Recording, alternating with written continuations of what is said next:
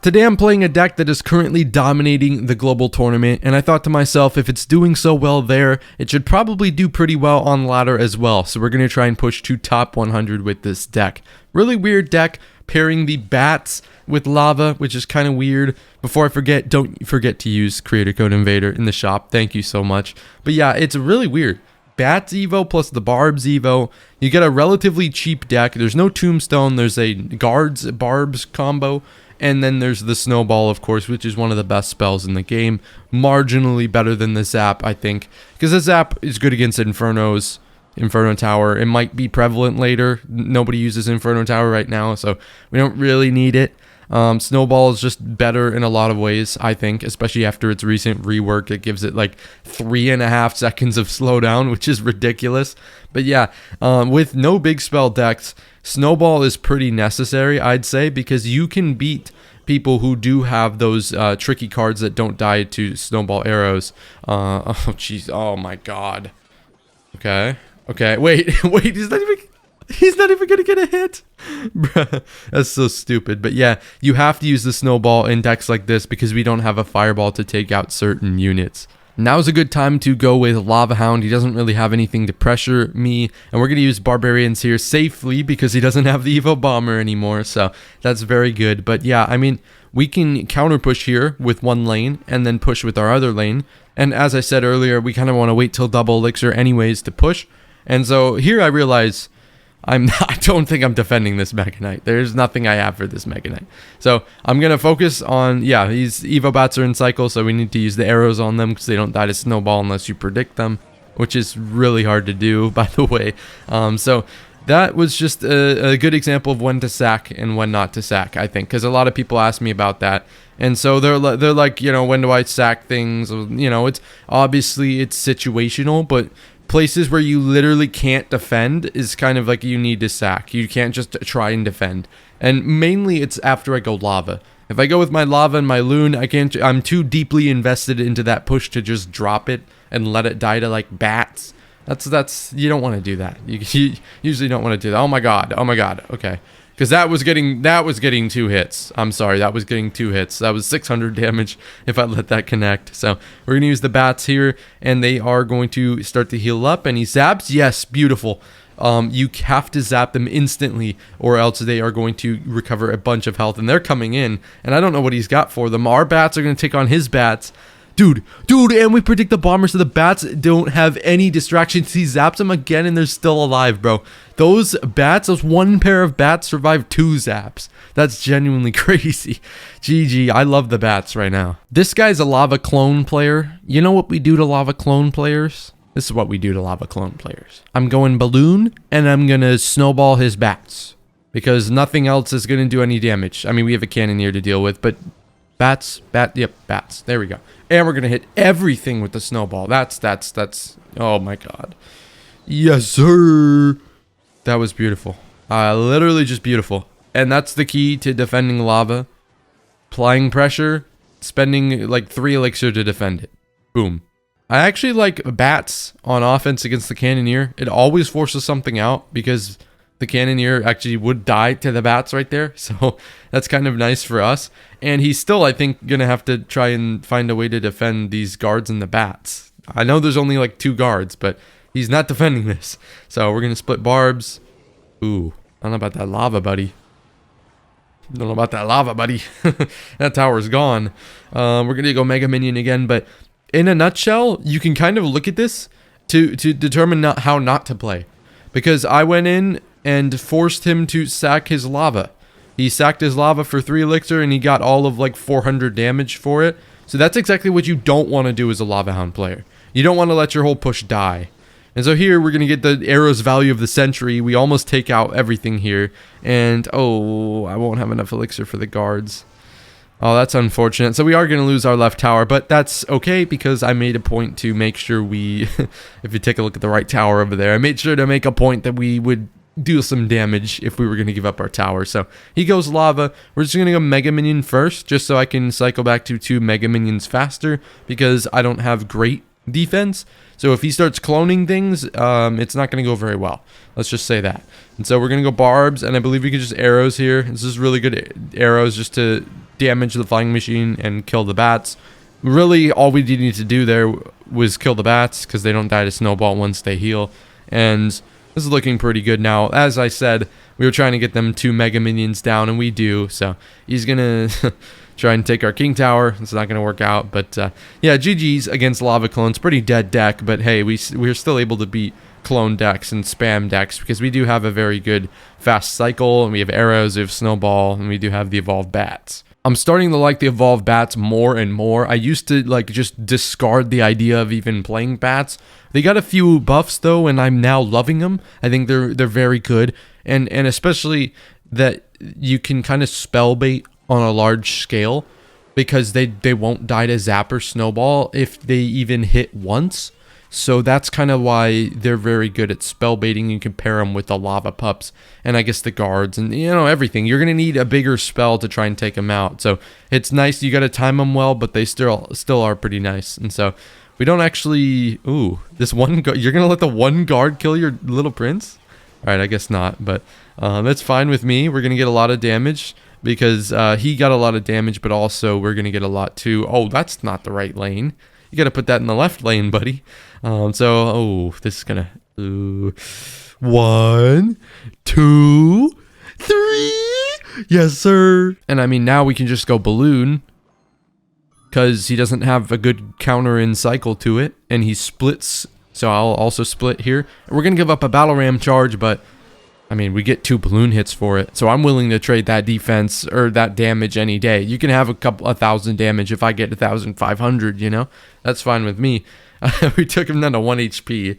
I hope that doesn't come back to bite us. Yeah, I mean, obviously, you're going to use the Guardian if the little prince is at the bridge. Even if he doesn't use the Guardian, it's a 3-for-3 trade, so it's literally no point not to go Mega Minion there. And so we're just going to guards and use our bats. And now we should be able to cycle to our Evo bats next time. So we'll have the Evo bats ready. And double elixir coming in nice. So we're just going to barbs and then Mega Minion the opposite lane because he thinks I have no ground counter. Well, I do have no ground counters. He knows that. So he goes battle ram, but it's not going to connect. It's probably going to get a couple thousand damage, but that's okay with me because it's not going to take tower and we are still up a tower. And this is a very good spot to be in. So... I like this. Obviously, we're going to have to worry about the split lane pressure, but we can afford to tank a little damage here and there. And we're going to use... I mean, he did use the archers in the wrong lane, so he will have the evolved ones soon, but not quite yet. And so, he does zap the bats pretty fast. They're a good play, but we're not going to let you take tower here, buddy. Nope, not happening. Not happening, and we get a ton of damage on the left tower. And so, I think we defend this left lane, too. So that's pretty nice. We're going to go bats here in the battle ram. And, oh, jeez. Come on. Really? Well, I guess we're going to overtime. Man, the 1 HP Royal Ghost. We should have cleaned it up right there. Unfortunate. But we're just literally going to barbs. And then I can just snowball here and then balloon.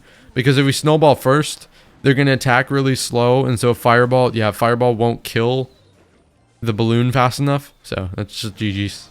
That's it. Easy win against P.E.K.K.A. Bridge Spam. Well, I think he had P.E.K.K.A. I don't know. He didn't play it. So, alright. We got TEF and a bunch of paragraphs worth of Asian letters. W. Somebody translate. What does that mean? There's no way that's somebody's name. I'm not trying. Like, that's no racist stuff. Like, there's no way that's somebody's name, right? I mean, imagine having to write your name on a piece of paper and it was that long. Like, I would just... Like, wait, can I just go balloon barbs at the bridge? I think I can. You use both his spells. I've got my spells. Okay, well, I mean, I don't think the Goblin Giant is the greatest balloon counter, especially when it gets obliterated 5 seconds later. But, whatever floats your boat, I guess. I mean, we're up, what, 3,000 damage? So... it's a pretty good start right there. So we can just go guards for the knight in the back. I don't really want to use Mega Minion because I like to use it for the Goblin Giant pushes. It's probably my #1 Goblin Giant pusher stopper. Goblin Giant push stopper. Sorry. This is troubling time of day for me, trying to record and not stutter. It's difficult, but We'll go Mega Minion because that's, like I said, it's the Goblin Giant push stopper. Jesus Christ. Peace and blessing be upon him. We're gonna go barbs here after it gets a shot, so the barbs don't get obliterated instantly. And so we tank a shot, but it's good because we are able to... We don't take the Spear Goblin damage. Also, we're gonna guards opposite lane because I don't think he can physically stop this. Yeah, he'd have to APK generate elixir to stop this. So, yeah, the knight doesn't push back all the barbarians, only one of them. So, this is a winning position, guys. This is a winning position. But yeah, we like to let that Sparky connect so that our barbs can full counter the rest of the push. So we're tanking the 1600, 1800 Sparky damage in order to get the upper hand on not losing the tower. Because I believe if we let the barbarians die to the Sparky, we lose our tower there. So we're going to do it again. This time we are going to let it die to the Sparky. Just the whole goal there is to basically start taking out his support troops with the Mega Minion and kind of separate out his push. If it's all bulked up together, or I don't think that's the right word, it's harder to stop. So we kind of want to separate the Goblin Giant from the natural resources, if you know what I'm saying. So we want to try and split up the nice prediction. Want to try and split up the push there. So that's what we did, and we came out with a nice victory against Goblin Giant Sparky. So love to see it. Victor from Estamos Activos.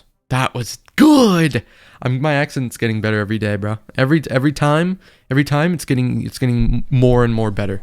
We're gonna split barbs in the back, especially when we see an Ice Spirit, because it usually means a cycle deck, and it usually means that we are safe to go barbs in the back because we don't really need barbs for anything versus cycle decks. Versus like stuff like Golem and E-Giant. Obviously, you need your barbs, so you gotta be a little more careful. I often won't make it the first play. It might be my first play, but it usually won't be the first play of the game unless I know what my opponent's running in advance because they're like somebody I already know or something. But yeah, it looks like Hog EQ here, and this should be pretty simple. We're going to, yeah, Mighty Miner makes things a little more difficult. You got to be more honed in and locked in to deal with the Mighty Miners just because you got to be smart. But yeah, here we can go barbs because now he's got to deal with the counter pushing barbs. And we're going to get a lot of lava chip damage. So I like this. We're just going to bats here, and then we're going to go arrows. Because the bats won't all die to the firecracker. Oh, never mind, they will. Oh, that was stupid. Well, I mean, I guess if they didn't die to the firecracker, wouldn't have meant anything, because he had his evolved firecracker back. So, maybe it's, I don't know. I think that was the right play. I just executed it poorly. I don't think that was the right play. I do not think he should have hit the Mighty Miner ability. I was kind of hoping he did, because I would have had a much tougher time if he hadn't done that. So, we could just go barbs for this Hog Rider here. And that's what I kind of like, is that people will hit the Mighty Miner ability just to hit the miner. They will just hit it to hit it. Like, that's what they'll do. They'll just do that. Like, even if maybe it's not the right play, they'll just do it because it looks like it's the right play. So you can often kind of play with them there, you know, like I did there, and we managed to escape that, and we weren't even down damage. So we're gonna use the guards to plug the Mighty Miner at the bridge so that the tower goes after the Hog Rider, and we maybe take no hits. Yes. Oh my God, that is revolutionary. This is the first time I don't think I've ever taken a Hog Rider hit. We're going to snowball this back here, though, because instead of snowballing it forward, we're going to snowball it sideways so that my King Tower is able to help out, and we take 2 hits instead of potentially more. And now we just need to defend our tower for 17 seconds, and we should be good. We're just going to plant a bunch of stuff here, and just keep playing cards, and there's no way a Hog Rider gets through this. Come on, let's be real. Yeah, Evo Skellies, yeah, GG. Hope you enjoyed that video. Destroying Hog EQ among many other decks. Let me know what you think of this deck. Maybe, you know, let me know in the comments or my Discord server. You guys have a great rest of your day.